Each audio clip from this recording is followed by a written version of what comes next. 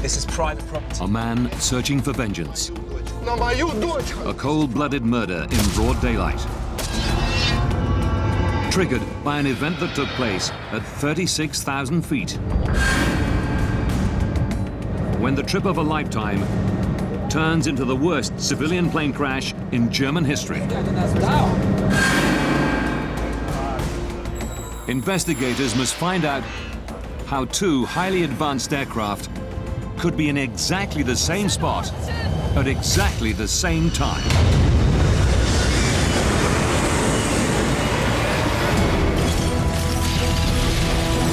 Disasters don't just happen. They're triggered by a chain of critical events. Unravel the fateful decisions in those final seconds from disaster.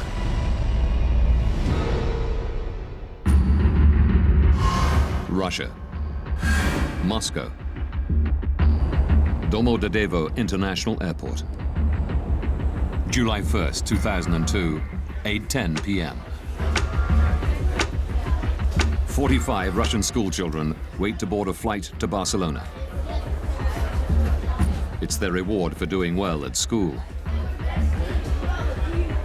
Among them is 11-year-old Artur Hamatov. At the start of the school year, we agreed that if he finished with top grades, then he could go with the group. When I came back from work one evening, he came up to me and showed me his school report card and said, "Dad, look, I kept my word." And he looked at me with a question in his eyes, and I said, "Good, I promise you can go." The children are from Ufa in central Russia. They've been delayed in Moscow because they missed their original flight. A replacement has been chartered to take them to Spain. Flight BTC 2937 is now ready for boarding. Also on the flight are Svetlana Kaloyeva and her children, Konstantin and Diana. They're visiting their father, who's been working in Spain for a year and a half.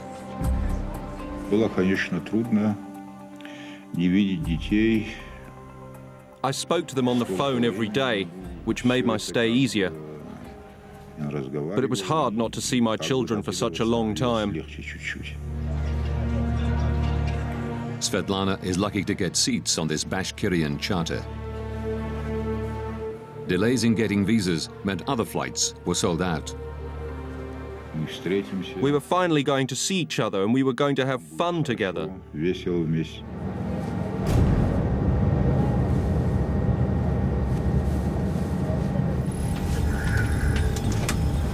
The crew complete final preparations. Дамы и господа, вас приветствует капитан корабля. Добро пожаловать на борт башкирских авиалиний.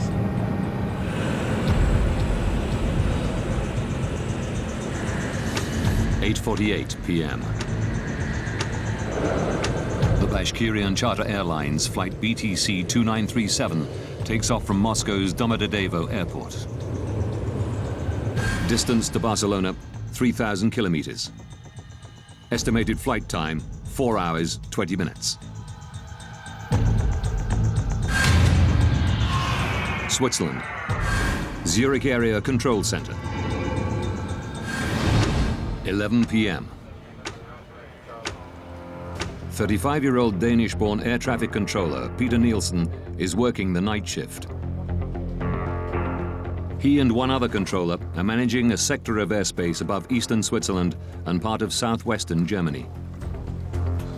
By day, this is one of the busiest crossroads in Europe. But at night, traffic slows down to a trickle,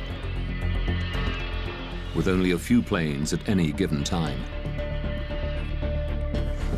Peter Nielsen's colleague goes on a break. Nielsen is solely responsible for all Zurich area airspace. Flight level MON662. He sets one radar for traffic passing through his sector, and the other for planes coming into land at nearby Friedrichshafen Airport. But after 11 p.m., there are no scheduled landings. Nielsen can concentrate exclusively on passing traffic.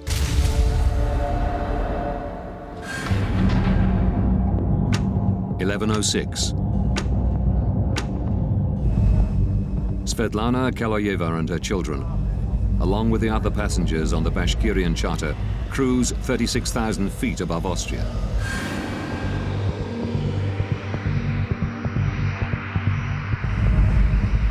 They're scheduled to arrive in Barcelona in just over 2 hours. 600 kilometers away, a DHL Boeing 757 takes off from Bergamo in Italy. Destination, Brussels.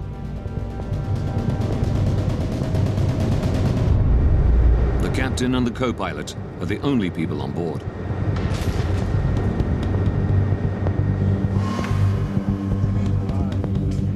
Maintenance engineers arrive in Nielsen's control room. So you will be working from the backup, okay? They've come to service the main radar.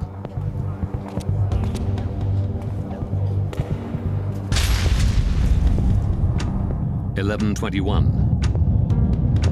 The DHL cargo plane, flight DHX 611, enters Nielsen's airspace. The captain requests permission to climb to 36,000 feet. Swiss radar, good evening, DHX 611. DHX 611 identified. Expect a further climb in 4 to 5 minutes. Before allowing them to climb, Nielsen has to regulate traffic. Descent flight level 320. The maintenance engineers now need to work on the telephone system. Can work fast, please. 11:25 p.m. An unexpected plane is approaching Friedrichshafen.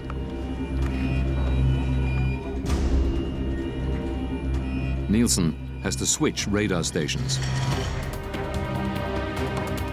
A delayed Airbus, flight AEF 1135, is coming in to land.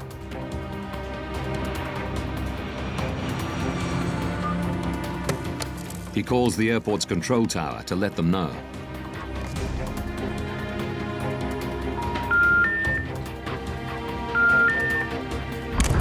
He can't get through.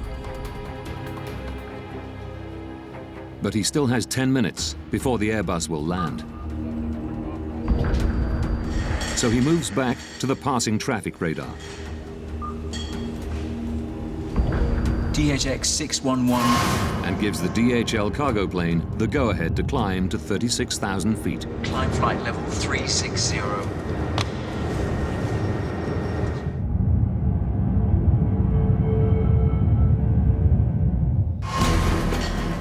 Nielsen then returns to the Airbus and calls Friedrichshafen Airport again.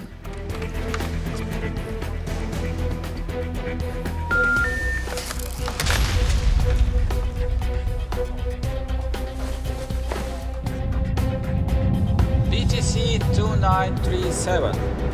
The Bashkirian charter calls in as it approaches his sector. Station calling, say again? BTC 2937. Level 360. Level. But just as Nielsen acknowledges them, the Airbus contacts him. AEF 1135 is inbound. The final approach fix for ILS runway 24. I expect so. I'll call you back shortly. Nielsen calls Friedrichshafen a third time.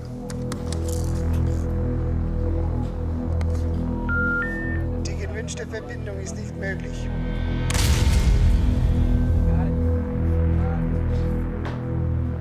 AEF 1135. He radios the Airbus and tells them to contact the airport directly. I lost my phone connection to Friedrichshafen. Could you please call them on your second set? Affirm.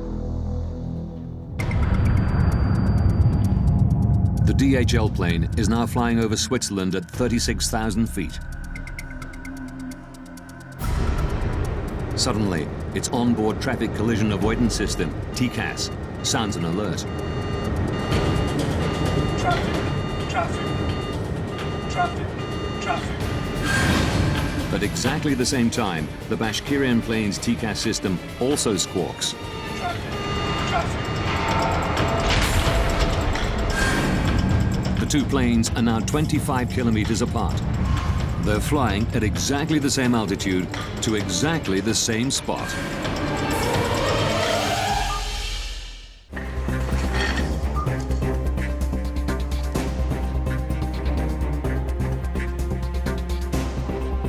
Peter Nielsen suddenly realizes he has an urgent problem. BTC 2937. He immediately tells the Russian pilots to descend. Set flight level 350. Expedite, I have crossing traffic. Seconds later, their TCAS system says the exact opposite. Climb, climb, climb, climb. This is climb. Climb, Изгоди нас вдаль. climb, climb. At the same time, the DHL's TCAS tells it to descend. Descend, descend.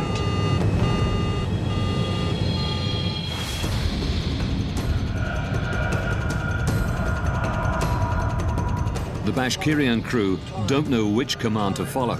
Climb. Nielsen repeats his instruction. Expedite, descent level 350, BTC 2937.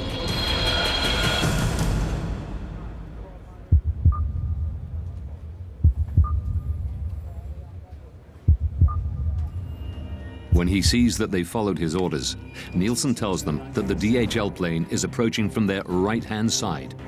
We have traffic at your 2 o'clock position, now at 360. He switches back to the Airbus.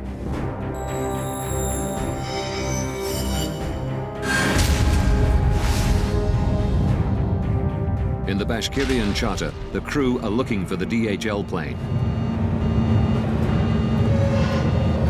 The two aircraft are now just over 5 kilometers apart.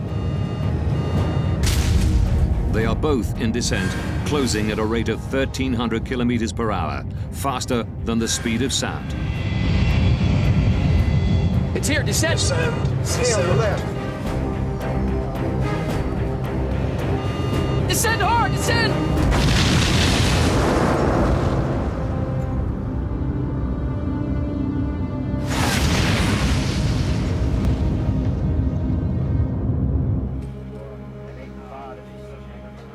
11:35 p.m. AEF 1135. The Airbus crew have finally made contact with Friedrichshafen Airport. Can we go, Friedrichshafen? Nielsen can now hand over the plane. Affirm, bye-bye.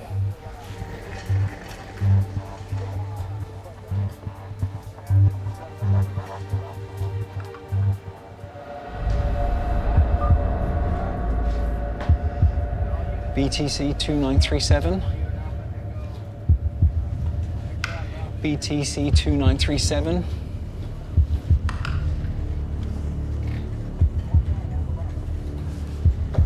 BTC 2937.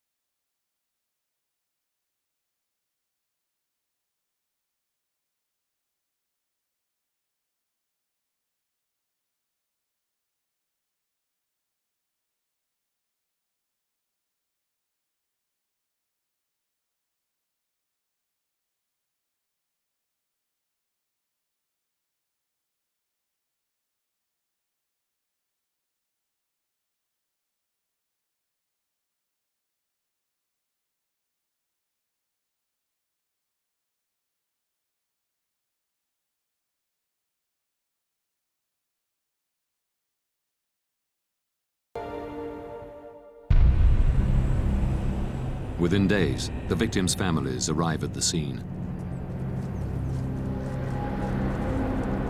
Among them is Zulfat Hamatov, father of 11-year-old Artur. Через 2 дня мы полетели в Германию. Это был шок. Мы все были в шоке. It was a shock. Многие падали. Many parents were fainting when we saw the broken plane wings, the broken tail. Разъютый хвост. We still hoped that these children would run in, appear from somewhere, and probably every parent believed in some miracle. Vitaly Kaloyev flies in from Barcelona, holding out for news that his wife and children were not on the flight. One has to be certain. Maybe it was not my aircraft that crashed. Maybe something else had happened. Who can know without proof? Investigators confirm his worst fears. 71 people on board the two planes are now confirmed dead.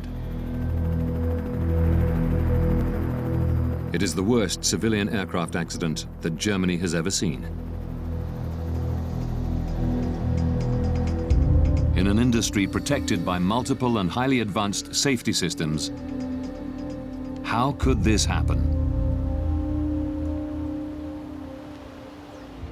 Now, by rewinding the events of that day, and by going deep into the investigation, Traffic.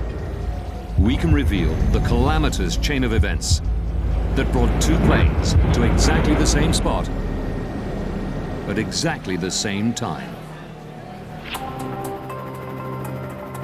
Investigators from the BFU, Germany's Federal Bureau of Aircraft Accident Investigation, are called to the scene. Jens Friedemann is put in charge of the crash site. Die Untersuchung eines Flugunfalls. The investigation of an air accident is like a forensic investigation, a crime scene. One wants to establish the facts. An crime scene.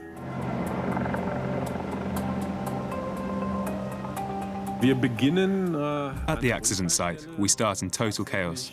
There's wreckage lying around everywhere. Also da liegen viele Wrackteile.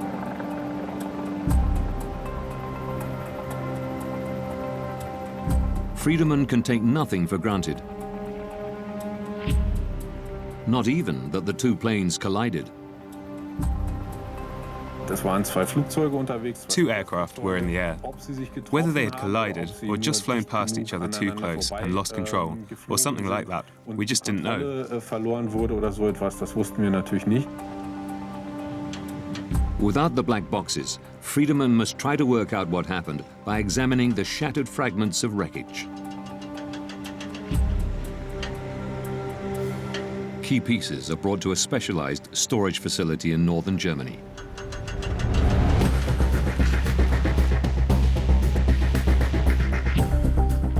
To Friedemann's eye, the mangled metal soon tells a clear story. The Boeing made contact with the Tupolev in one spot. The vertical tail section was broken off. The Tupolev was damaged around the left wing and on the left-hand side of the fuselage. There was also evidence of a collision on the underside of the right wing. The wreckage reveals that the DHL cargo plane and the Bashkirian charter did collide mid-air. We now know what happened. The question is, why did it happen? How could it happen that they got so close? At the crash site, amidst the fragmented pieces of the two planes, investigators have finally found what they've been looking for: the black boxes from both planes.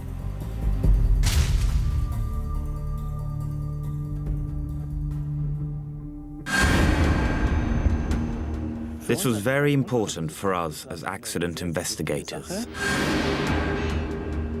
The BFU's Johann Reuss joins the investigation. It is his job to analyze the contents of the recorders. The cockpit voice recorders help us understand what happened in the cockpit, how the pilots reach their decisions. Reuss begins by examining the pilot's traffic collision avoidance system, TCAS. Our first question was to establish whether TCAS had worked the way it was intended to, the way it was designed. TCAS builds a three-dimensional map around an aircraft using its altitude, speed, and heading. All planes fitted with TCAS constantly transmit this information to each other. If planes get too close to one another, TCAS warns the pilots. Traffic, traffic. And if necessary, gives them what is called a resolution advisory. Descend, descend. Examining the black box, Royce quickly establishes that the system had worked the way it was supposed to. Traffic, traffic. Before the collision, both TCAS systems generated and displayed a resolution advisory. The Russian Tupolev was instructed to climb, and the DHL Boeing to descend. If the aircraft had followed these instructions, there would have been no collision. But while the pilots of the DHL plane obeyed TCAS, Descend, descend. the Russian crew did not. Climb, climb.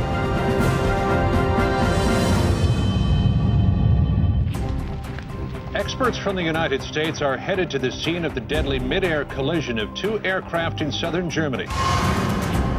The Überlingen mid-air collision is now world news. The media are speculating freely and looking for someone to blame. The pilot of the Russian plane is said to have ignored repeated instructions from air traffic controllers. Why did the TCAS device meant to avoid collisions, in this case maybe help cause one? And why didn't the Russian plane descend when first ordered? A language problem? Controller commands are always in English. Black box recordings quickly eliminate one theory. Zurich, good evening. BTC 2937, level 360. With the cockpit voice recorder, we were able to establish that language was not the problem. The Russian crew understood English perfectly well. But the recorders reveal a surprising fact. Climb, climb. This is climb. He's guiding us down. We noticed that there was an instruction from the air traffic controller. BTC 2937, descent flight level 350. And we found that at the same time, or immediately afterwards, there was also a TCAS advisory. Climb, climb. At almost exactly the same time, the Russian pilots were instructed to do two completely different things. Descent flight level 350, expedite. Now the crew needs to make a very, very fast decision. What do they do next? And we discovered that the crew had extreme difficulty making this decision. But it should have been straightforward. The two planes were flying over Germany, and European regulations clearly state that TCAS has priority over air traffic controllers. For me, there was absolutely no explanation why something like this would happen.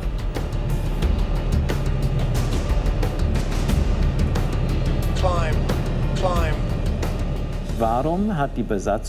Why didn't the crew use TCAS the way it could and should be used?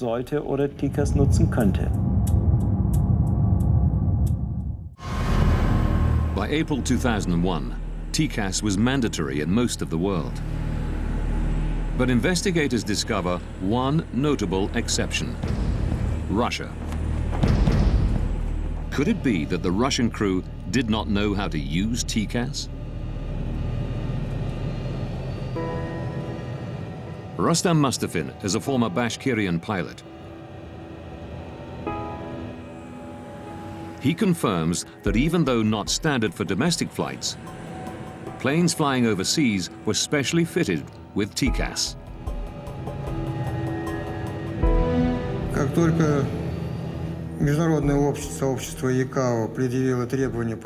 As soon as the TCAS requirement was introduced, the training school of Bashkirian Airlines ensured that our pilots were trained to use the system. Mustafin regularly flew with the pilots of flight BTC 2937. By the time of the disaster, we had acquired extensive experience using it. The crew knew how TCAS worked, but ignored its instructions.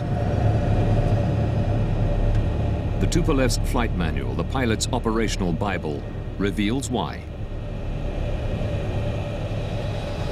Wir haben aus diesen Handbüchern gelernt, We learned from these manuals that the orders from air traffic control always have a higher priority.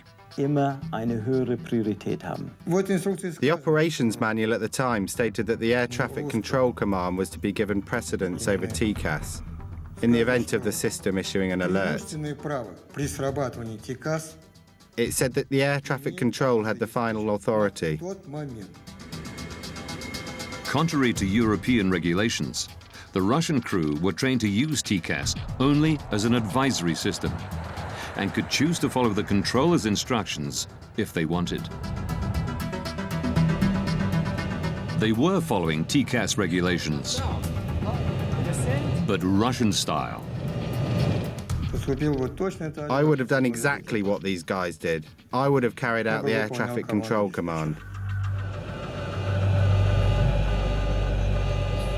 Suddenly, we were able to understand why the crew acted the way they did.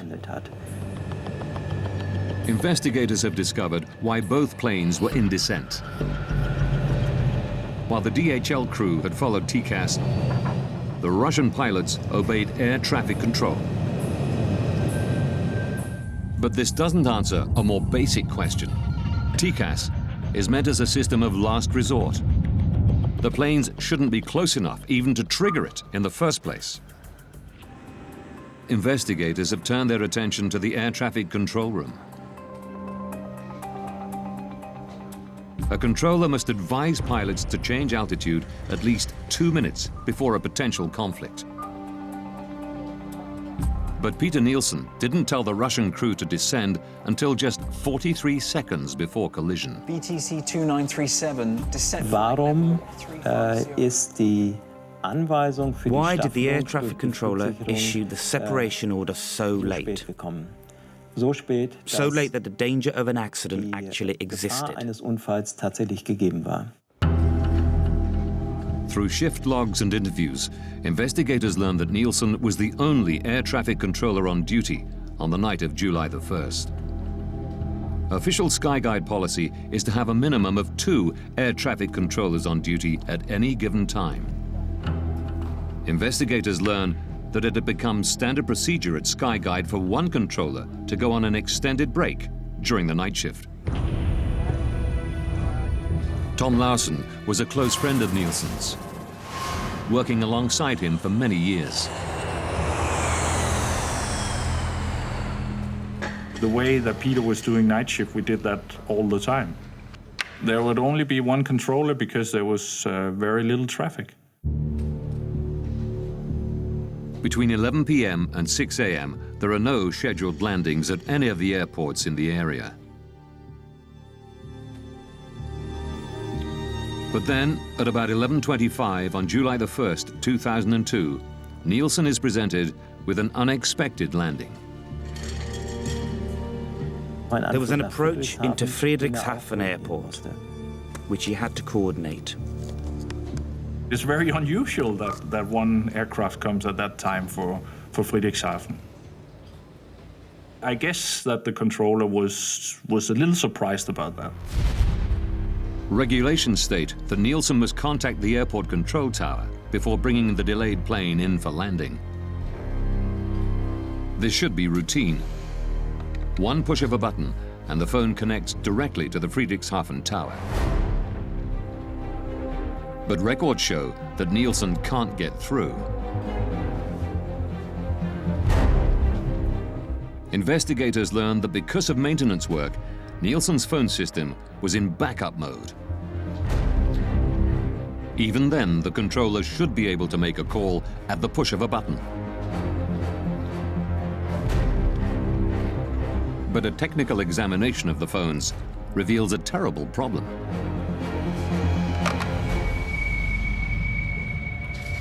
Dieses Backup, was als zusätzliche Verbindung noch The backup, which should have been there as an additional link, was not working that evening. Phone communication was not possible due to a technical problem. Nielsen tries repeatedly to call Friedrichshafen.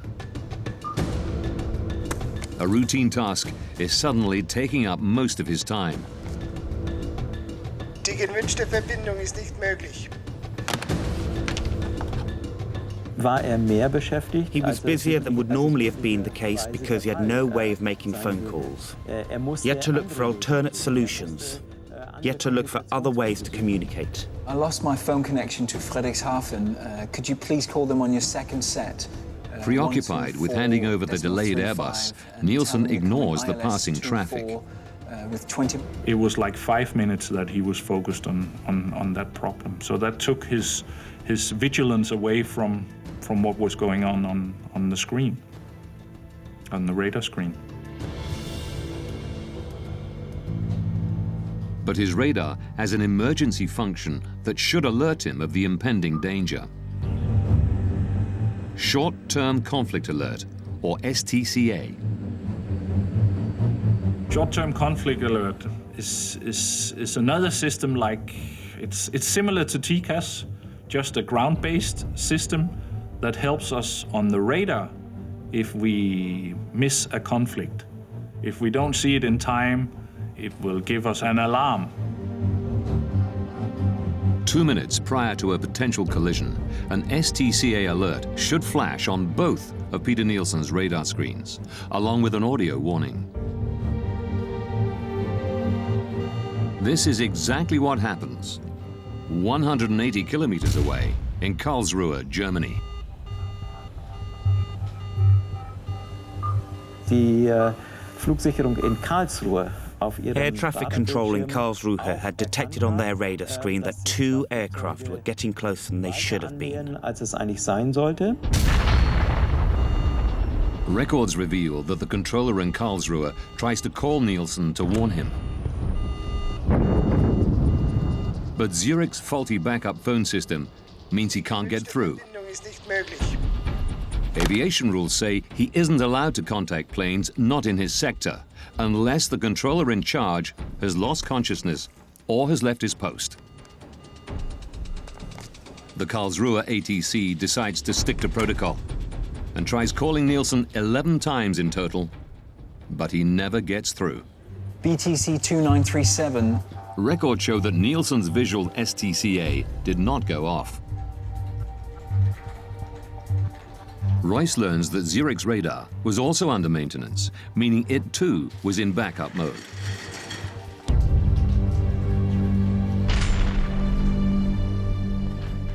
Durch die geplanten Arbeiten an dem The planned maintenance work on the radar system meant that not all the functions present during normal operations were actually available. In backup mode, there is one particular emergency feature which Nielsen does not have. The visual STCA alarm. It's the final piece of the puzzle to explain why Nielsen didn't order the Russian plane to descend until a mere 43 seconds before collision. Die Untersuchung hat für uns gezeigt, dass The investigation showed us that a series of unlucky events all came together for air traffic control. Situationen zusammengekommen sind. Had Nielsen heard the STCA alarm before the plane's onboard TCAS systems kicked into action, there would have been no conflict and the accident would have been avoided.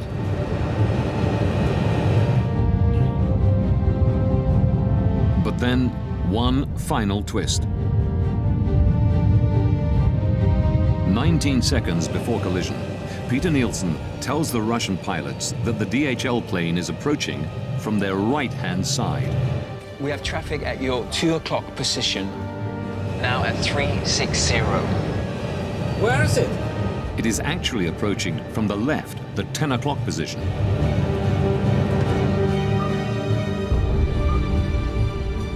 The only explanation investigators can find for this mistake is stress.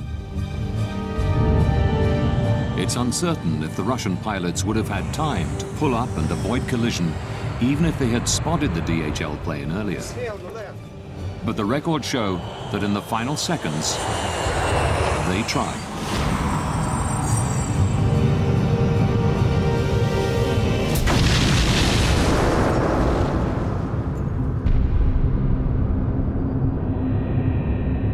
Upon impact, the Bashkirian charter breaks into 4 pieces.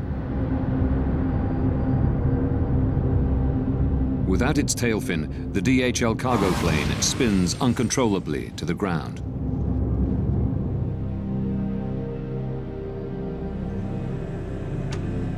February 21st, 2004.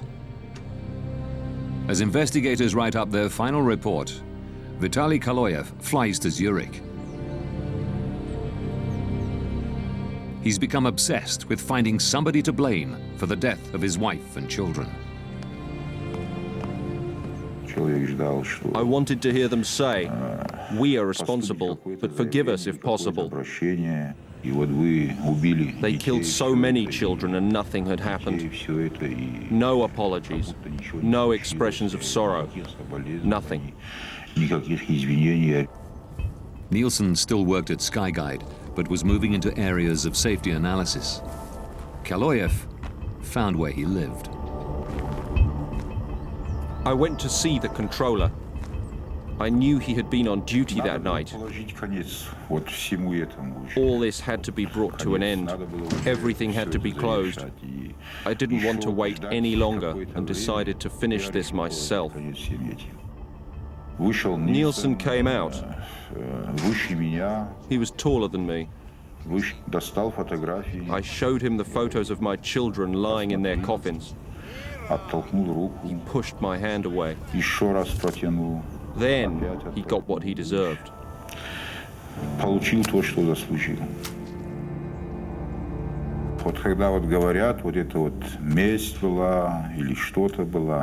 You know, some say it was revenge, but revenge is something insignificant. One is avenging when one has been deeply insulted, but this was not revenge. This was punishment. Это не месть была, это, скорее всего, кара была.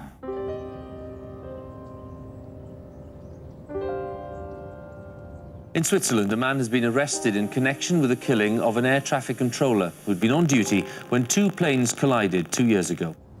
Hunted down and stabbed to death in front of his family. Murdered for a fatal mistake. Peter Nielsen was 36 years old.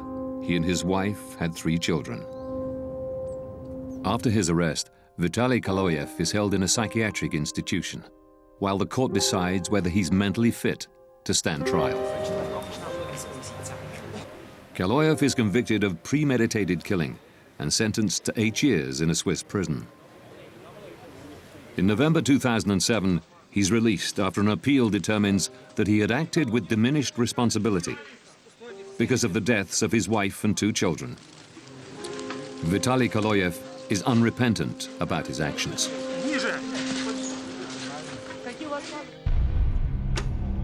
In May 2004, after almost 2 years of painstaking work, the German investigative team publish their final report. It's now possible to rewind the events of that fatal day, following the evidence uncovered during the investigation.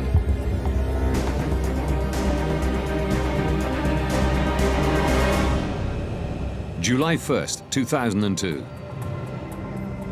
8:48 p.m. 2 hours, 47 minutes from disaster. A Bashkirian Airlines charter takes off from Moscow's Domodedovo airport. 20 minutes from disaster. At the Zurich Area Control Center, 2 air traffic controllers are on duty. One goes on a break. Peter Nielsen is now working alone. 12 minutes, 33 seconds from disaster. A DHL cargo plane enters Nielsen's airspace and requests permission to climb to 36,000 feet. 9 minutes, 49 seconds from disaster. A delayed Airbus is coming in to land at Friedrichshafen Airport. Nielsen tries to call the airport to hand over the flight. But his phone system is in backup mode due to maintenance, and the backup system has a fault. 5 minutes, 21 seconds from disaster. The Bashkirian charter radios Nielsen. It's flying at 36,000 feet and is about to enter his airspace. Good evening, BTC 2937. 2 minutes from disaster. The Bashkirian and DHL planes are now at the same altitude, less than 44 kilometers apart, closing in on each other faster than the speed of sound. The Short-Term Conflict Alert, or STCA, should now warn Nielsen of the impending collision. But his radar is also in backup mode, so the STCA is not fully functioning.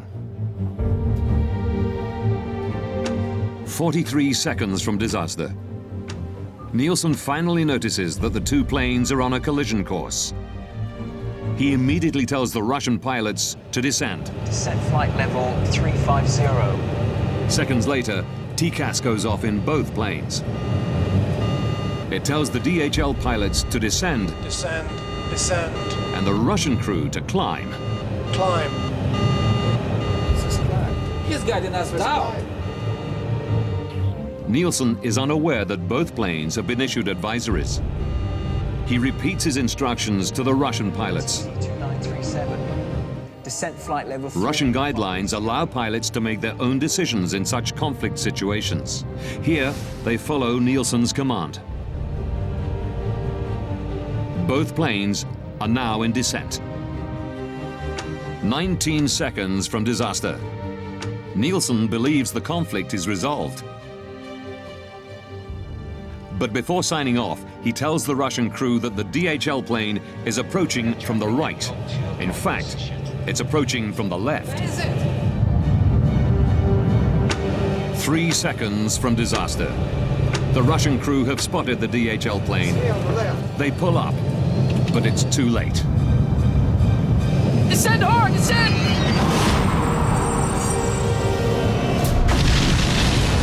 At 11:35 p.m., the planes collide 35,000 feet above the city of Überlingen, Germany.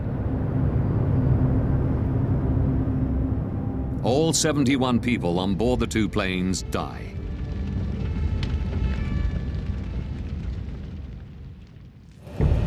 The German investigative report concluded that Peter Nielsen and the Russian pilots had made serious mistakes.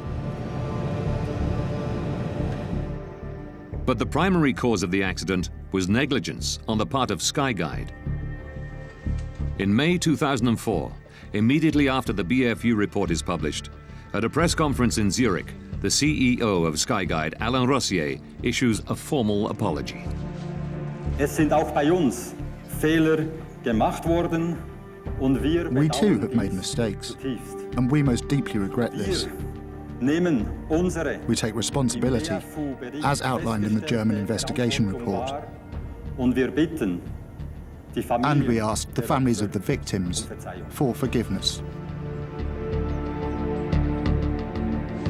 In September 2007, a Swiss court finds 4 Skyguide employees guilty of negligent homicide.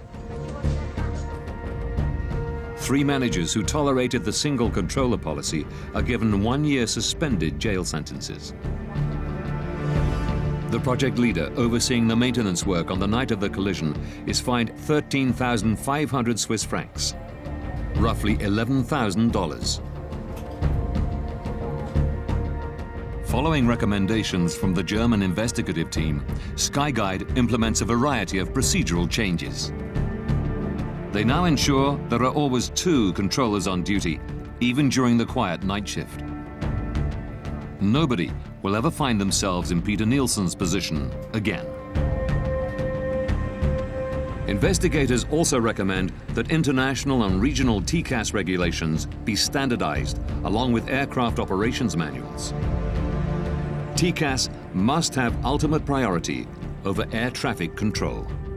One cannot say with 100% certainty that this kind of event will never happen again. But we are very confident that we were able to make a significant contribution to preventing the repetition of an event like this.